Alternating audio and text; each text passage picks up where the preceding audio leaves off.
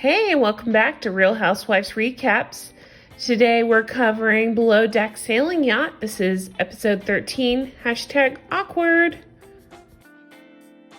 So we jump right back in with the most awkward guest. They're flashing back to where Lindy and Jesse, he's telling her to lock it up because she's being obnoxious, and so is he. And he's then kind of groveling and saying, "I'm always here for you." I don't know. It's really awkward. So then we have the next day, the girls are completely wasted still. They're walking around the boat. They are drunk in the galley, flirting with Adam. Jenna's in there, and of course she feels the need to go up and get Jesse and tell him that the girls are in the galley. Then we see Glenn laying out the plans for the day. I'm so not a fan of Adam, but he does make a beautiful breakfast. They serve it, and there are wasps everywhere, which was very strange. We got Jenna and Adam being awful and smoochy in the kitchen. Georgia and Chris are flirting in the laundry room. And Madison's pouting about it, saying, "Can we just not all be coupled up?" Which I kind of get. That would be rough if you're surrounded by all couples. But Byron's wife isn't on the boat, so, she could commiserate with him. So then we get to know the new guy, Chris, a little better. Turns out he used to work on Eric Clapton's yacht, so that's pretty cool. He worked with his ex, apparently. So then we have the sails going up.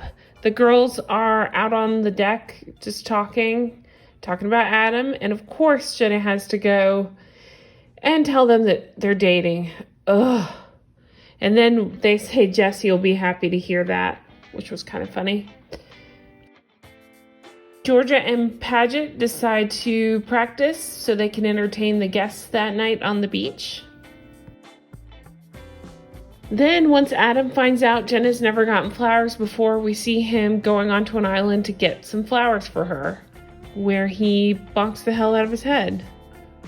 Then we have Byron giving a very funny talking head interview where he says he didn't know what an influencer was and didn't know that he could make enough money to charter a yacht, and says to sign him up. So then things get very cringy. We have the guests on the beach. Jesse is saying that he's not sure if Lindy loves him, so his solution is to propose. Very strange. So he borrows a ring from Jenna, and Lindy stops him mid-proposal in quotation marks, and says, "Can you just stop? I feel so uncomfortable right now." And she did not say yes, which was crazy awkward. It's just so cringy. And then to add to the awkwardness, we got Adam giving Jenna the flowers he got. So he gives her the flowers, and it's just so weird. She has very little reaction to them. I mean, she smells them and smiles and says he's nice, but she's obviously tired from working so much, and he's such a prick. She talks about it later, but she doesn't react the way he wants, so he totally, for the rest of the episode, is just a jerk. Then we cut to Jesse out in the hot tub with everybody, and he makes it seem like the proposal was Jenna's idea.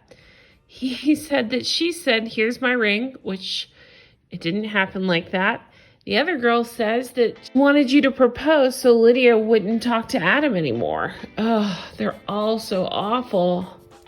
So we're on the last day of charter. Lindy is telling the other girls that Jesse was crying last night.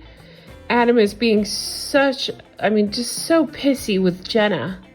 The guests leave. Chris goes to find Georgia and asks her to go for a fish foot spa. I think he seems really sweet, and I think they're super cute together. So they have a charter debrief. It's revealed that they have 2 charters left. They made about $1,400 each. Byron has a funny line here. He says, I guess influencers don't make that much money. Sierra asks Paget out to dinner alone. And then Paget turns around and invites Adam and Jenna, which was kind of strange. They end up wanting to go on a double date. So the four of them split off to another table. And Madison, Georgia, Chris, and Byron are at the other table. So Madison gets weird here. She gets pissy. She's saying everybody's coupled off.